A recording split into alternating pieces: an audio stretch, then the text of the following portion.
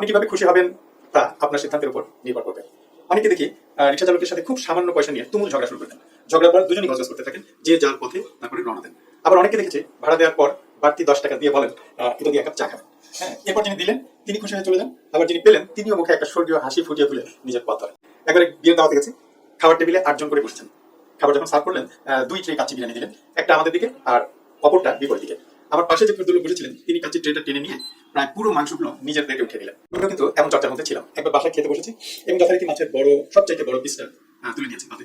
আমার মা আমাকে হাসতে হাসতে বললেন, তুই আগে নিচ্ছিস বলে বড় পিসটা তুলে নিলি।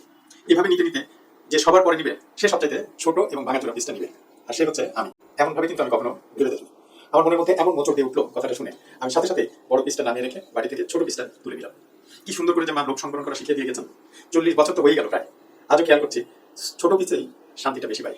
ছোট পিস নিয়েও একটা ভালো লাগে কিন্তু মনের মধ্যে ছড়িয়ে পড়ে।